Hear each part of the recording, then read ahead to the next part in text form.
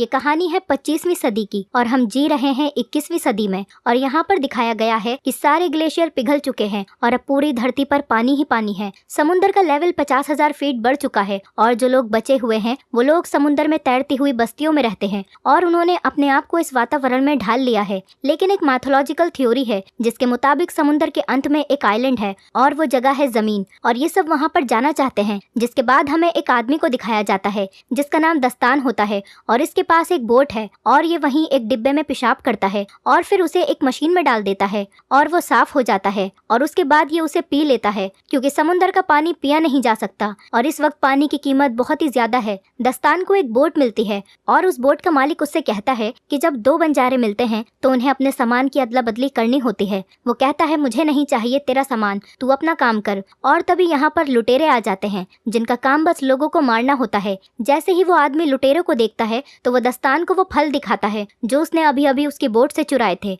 और वो कहता है कि तुम मरोगे, तुम यहाँ से कभी नहीं निकल पाओगे। क्योंकि दस्तान की बोट खराब थी, लेकिन दस्तान की बोट काफी एडवांस होती है और वो कुछ बटन्स को दबाता है और ये देखकर जो उसके फल चुराकर भागा था वो दस्तान की बोट के पर्दे फाड़ देता है, जिस वजह से दस्तान की बोट स्लो हो जाती है। लेकिन वो लुटेरे उसकी बोट को देख लेते हैं और उसे मार देते हैं। दस्तान उन्हें नहीं दिखता, इसलिए वो बच जाता है। दस्तान जल्दी बस्ती तक पहुंच जाता है और उन्हें मिट्टी दिखाता है। मिट्टी देखकर वो लोग चौंक जाते हैं क्योंकि जिस तरह आज के युग में हीरे जवाहरात कीमती हैं, उसी तरह उस टाइम में मिट्टी की कीमत बहुत ज्यादा थी। और दस्तान इसी के सहारे जलबस्ती में एंटर हो जाता है और जब वो दस्तान की मिट्टी को तोलते हैं तो 3 किलो 500 ग्राम होती है। इसके बाद दस्तान को 62 सोने के सिक्के देना चाहते हैं। दस्तान कहता है कि मुझे 62 नहीं बल्कि इसके दुगने चाहिए और वो दुगने सिक्के देने को भी तैयार हो जाते हैं। इस दौर की मिट्टी इसीलिए भी कीमती है क्योंकि ये लोग मिट्टी पर कुछ उगाकर अपने लिए कुछ खाने पीने की चीजों का इस्तेमाल कर सकते हैं। दस्तान सिक्के लेकर एक दुकान पर जाता है और पीने के लिए पानी खरीदता है। वहीं दस्तान देखता है कि एक टमाटर का पौधा है जिसे वो खरीदना चाहता है। दुकान वाली लड़की कहती है अगर ये पौधा तुम्हें चाहिए तो तुम्हें मुझे आधे सिक्के देने होंगे। अब दास्तान को पौधा चाहिए था, इसीलिए वो सिक्के दे देता है और पौधा ले लेता है। इस दुकान वाली लड़की का नाम था देवसेना और इसके साथ एक और लड़की भी थी जिसका नाम था अवंतिका। देवसेना इसकी गार्जियन थी। दस्तान अपना पौधा खरीदकर वहाँ से जा रहा था, तभी उस बस्ती के कुछ लोग उसके पास आते हैं और उनके पास एक लड़की होती है और वो दास्तान से कहते हैं कि तुम इस लड़की के साथ संबंध बनाओ और जब ये गर्भवती हो जाए तो तुम यहाँ से सामान लेकर जा सकते हो। बस्ती वाले दास्तान को ऐसा इसलिए कहते हैं क्योंकि दास्तान इनकी बस्ती का नहीं है, वो बाहर से आया है और इनकी बस्ती वाले की जो प्रजाति है वो कमजोर है। लेकिन दास्तान उन्हें साफ मना कर देता है। वो कहता है कि तुम्हारे पास कुछ भी नहीं है मुझे देने के लिए। दास्तान जाने लगता है, लेकिन तभी उन लोगों को शक होता है कि ये एक लुटेरा है, इसीलिए वो उसे पकड़ लेते हैं और वो देखते हैं कि उसके कान के पीछे गिल्स हैं और गिल्स देखने के बाद एक आदमी चिल्लाता है कि ये एक म्यूटेंट है और वो उसे कैद कर लेते हैं और पानी में डुबोना शुरू करते ताकि उसके मरने के बाद उसके शरीर को गलाकर एक खाद बनाई जा सके। लेकिन उससे पहले कि दास्तान पानी में डूबे, लुटेरे उस बस्ती में हमला कर देते हैं। दास्तान डूबने लगता है, तभी उसकी मदद के लिए वहाँ देवसेना आती है। वो कहती है कि मैं तुम्हें बचा सकती हूँ, लेकिन बदले में तुम्हें हमें अपने साथ ले जाना होगा। दास्तान मान जाता है और ये तीनों यहाँ से फरार हो जाते हैं और लुटेरे बस्ती को तबाह करके उस पर कब्जा कर लेते हैं। लुटेरों का सरदार कहता है कि मुझे टैटू वाली लड़की चाहिए। दरअसल ये अवंतिका के बारे में बात कर रहे होते हैं। अवंतिका के पीठ पर एक टैटू होता है जो कि इनका मानना है कि वो ड्राई लैंड तक पहुंचने का रास्ता है। यहाँ पर 3 तरह के समुदाय रहते हैं। एक लुटेरे जिनका काम बस मरना और मारना है, दूसरे आम इंसान जो बस्ती में रहकर गुजारा करते हैं और तीसरे म्यूटेंट जिनके कान के पीछे गिल्स होते हैं। वो लोग पानी के अंदर भी सांस ले सकते हैं और दास्तान भी एक म्यूटेंट है। दास्तान देवसेना से कहता है कि हमें अवंतिका को मारना होगा क्योंकि हमारे पास इतना पानी नहीं है कि हम तीनों जिंदा रह सकें। दरअसल यहाँ पर पानी की कीमत बहुत ज्यादा होती है क्योंकि समुद्र का पानी ये लोग पी नहीं सकते और पानी का कोई और सोर्स भी नहीं होता है। देवसेना ऐसा करने से मना कर देती है। वो कहती है ये सिर्फ बच्ची है। दास्तान कहता है कि बिना पानी के तुम दोनों मर जाओगी, इससे अच्छा है एक पहले ही मर जाए। लेकिन देवसेना दास्तान को मना लेती है। दास्तान अवंतिका को नहीं मारता। वहीं दूसरी तरफ उन लुटेरों के सरदार छूमो को देखते हैं। वो कहता है उसे किसी भी कीमत पर वो टैटू वाली लड़की चाहिए और वो इसीलिए अपने आदमियों को प्लेन से दास्तान के पीछे भेजता है। वो लोग दास्तान के पास पहुंच जाते हैं और उन पर हमला बोल देते हैं। दास्तान हथियार लेने अंदर जाता है और ऊपर देवसेना को लगता है कि दास्तान भाग गया है, इसीलिए देवसेना खुद उस लड़ाई में कूद पड़ती है और वहाँ पर एक बंदूक होती है और देवसेना प्लेन पर हमला कर देती है। बंदूक से एक तार निकालती है जो बोट से जुड़ी हुई थी और वो सीधा प्लेन में फंस जाती है। प्लेन अब बोट के चारों ओर चक्कर लगाने लगता है। तभी दास्तान वहाँ पर आ जाता है और बड़ी मुश्किल से उस तार को काटता है और प्लेन वहाँ से चला जाता है। लेकिन दास्तान की बोट का पूरी तरह से कबाड़ा हो जाता है और गुस्से में आकर वो देवसेना और अवंतिका के बाल काट देता है और कहता है कि आज के बाद मेरी बोट पर किसी भी चीज को नहीं छूना। इसके बाद वो अपना सफर जारी करते हैं जहाँ पर इन्हें एक बोट दिखाई देती है। उस पर एक आदमी होता है। देवसेना कहती है कि हमें उससे बात करनी चाहिए, क्या पता उसके पास कुछ खाने के लिए हो। हालांकि दास्तान ऐसा नहीं करना चाहता, लेकिन वो देवसेना के कहने पर उससे बात करता है। उसके पास एक बेशकीमती चीज होती है और वो होता है कागज, क्योंकि पूरी दुनिया जलाशय है और कागज बनाना नामुमकिन है। और वो आदमी दास्तान से कहता है कि मैं तुम्हें कागज दूंगा, मगर बदले में तुम्हें मुझे देवसेना सौंपनी पड़ेगी। दास्तान मान जाता है और कहता है कि आधे घंटे के लिए देवसेना तुम्हारी हुई। वो आदमी देवसेना को तहखाने में लेकर जाता है और उसकी इज्जत लूटने की कोशिश करता है, लेकिन दास्तान आ जाता है और कहता है कि हमारी डील कैंसिल हुई। वो आदमी चाकू निकाल लेता है और दास्तान पर हमला करने की कोशिश करता है, लेकिन उसकी ये कोशिश नाकाम रहती है क्योंकि दास्तान उसे मार देता है। अब दास्तान जानता है ये दोनों भूखी हैं, इसीलिए वो समुद्र में जाकर एक बहुत बड़ी मछली को मारता है और अब ये पेट भरकर खाना खाते हैं। धीरे धीरे साथ रहने की वजह से दास्तान की देवसेना से दोस्ती हो जाती है और अब वो अवंतिका को तैरना भी सिखाता है।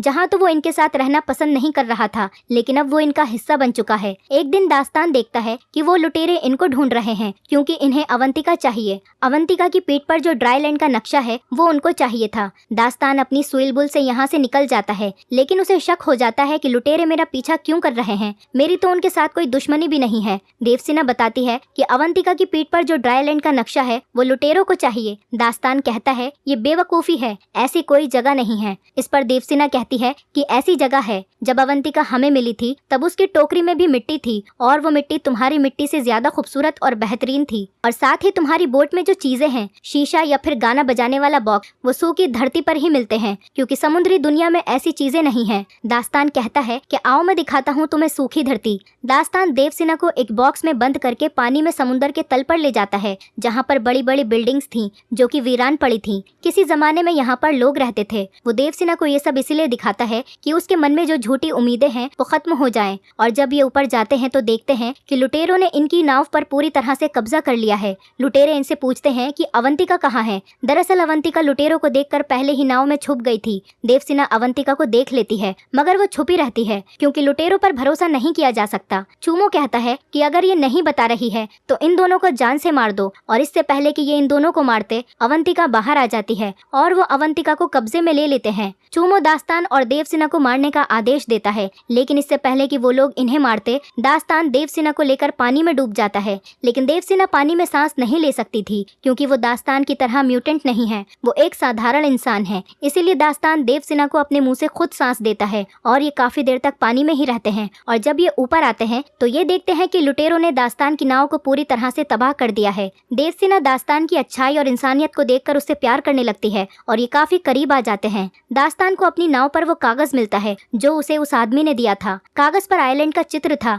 जिस पर बहुत सारे पेड़ थे और अवंतिका ने भी वैसा ही चित्र बनाया था। दास्तान समझ जाता है कि अवंतिका की पीठ पर जो नक्शा है वो सूखी धरती का ही है, क्योंकि अवंतिका केवल वही चित्र बनाती है जो उसने देखा है। लेकिन इनका यहाँ से निकलना नामुमकिन था क्योंकि इनकी नाव खराब थी। थोड़ी देर बाद यहाँ पर एक आदमी आता है जिसके पास उड़ने वाला बलून था और वो देवसेना की बस्ती का ही था जहाँ वो लुटेरे गए थे, इसीलिए वो वहाँ से भागकर आ गया था। वो देवसेना से कहता है कि अच्छा हुआ तुमने बोट को जला दिया, नहीं तो मैं तुम्हें कभी नहीं ढूंढ पाता, क्योंकि धुएं की वजह से ही मैं यहाँ तक पहुँचा हूँ। और वो इन दोनों को बलून पर ले आता है। लेकिन यहाँ से दास्तान डिसाइड करता है कि वो अवंतिका को ढूंढ कर लाएगा। वो उस बड़े जहाज पर पहुँच जाता है जहाँ पर वो लुटेरे थे। दास्तान चूमो के सामने खड़े होकर कहता है कि मुझे वो बच्ची चाहिए। चूमो कहता है कि बेटा अब तुम जिंदा वापस नहीं लौटोगे। दास्तान एक मशाल निकालता है और पास ही में एक टैंक में डाल देता है जिससे एक बहुत बड़ा ब्लास्ट होता है और उसके बाद सारे आदमी मारे जाते हैं। दास्तान अवंतिका को ढूंढने लगता है, लेकिन वो देखता है कि चूमो अवंतिका को प्लेन में उड़ाकर ले जाता है। दास्तान प्लेन को रस्सी से अटकाकर क्रैश करवा देता है। अब ये विशाल जहाज डूब रहा था, लेकिन इससे पहले जहाज डूब पाता वहाँ पर देवसेना उड़ने वाला बलून लेकर आ जाती है और उनको बचा लेती है। और तभी जहाज पर एक बहुत बड़ा ब्लास्ट होता है जिससे लगभग सारे लुटेरे मारे जाते हैं, लेकिन चूमो अभी भी जिंदा बचा हुआ था और वो एक गन से अवंतिका पर गोली चलाता है। अब अवंतिका को वो गोली नहीं लगती, वो गोली साइड में से निकल जाती है, जिसकी वजह से वो पानी में गिर जाती है और लुटेरे उसकी तरफ बढ़ने लगते हैं। दास्तान ऊपर से जंप करता है और अवंतिका को पकड़कर ऊपर ले जाता है और ये तीनों लुटेरे जो अवंतिका को पकड़ने के लिए आ रहे थे, ये आपस में टकरा जाते हैं और एक बहुत बड़ा ब्लास्ट होता है और इस ब्लास्ट में चूमो समेत सारे लुटेरे मारे जाते हैं और इस तरह से दास्तान अवंतिका की जान बचा लेता है। इनके साथ जो आदमी होता है उसे नक्शा पढ़ना आता है और वो ड्राईलैंड का पता लगा लेता है और फाइनली ये पहुंच जाते हैं सूखी धरती पर, जहाँ पर एक झोपड़ी होती है जिसके अंदर 2 कंकाल पड़े थे जो कि अवंतिका के माँ बाप के थे और उनके पास टैटू बनाने वाला सामान भी मौजूद था, क्योंकि उनको पता था कि वो मर रहे हैं। इसीलिए उन्होंने अवंतिका की पीठ पर टैटू बनाकर टोकरी में डाल दिया था और उस टोकरी में यहाँ की सूखी मिट्टी भी डाल दी थी, ताकि जब अवंतिका किसी को मिले तो उन्हें ये भी पता चल जाए कि कहाँ पर है ड्राईलैंड। और ऐसा उन्होंने इसीलिए किया क्योंकि अवंतिका उस समय काफी छोटी थी, अगर वो वहाँ पर रहती तो बच नहीं पाती। और अवंतिका के माँ बाप ने जैसा सोचा था आज फाइनली वैसा ही हुआ। इसके बाद हम देखते हैं कि दास्तान को यहाँ पर बिल्कुल भी अच्छा नहीं लग रहा, क्योंकि वो इंसान नहीं गिल्स है, इसलिए वो समुद्र में वापस जाना चाहता है। हालांकि देवसेना और अवंतिका नहीं चाहती कि वो वापस जाए, लेकिन उसे जाना पड़ता है क्योंकि उसकी असली दुनिया समुंदर है। और इसी मोमेंट पर ये मूवी खत्म हो जाती है। दोस्तों, अगर आप हमारे चैनल पर नए हैं तो चैनल को सब्सक्राइब करें, वीडियो अच्छी लगी हो तो वीडियो को लाइक करें और हाँ, नोटिफिकेशन बेल को जरूर दबाएं ताकि अगली अपडेट सबसे पहले आपको मिले।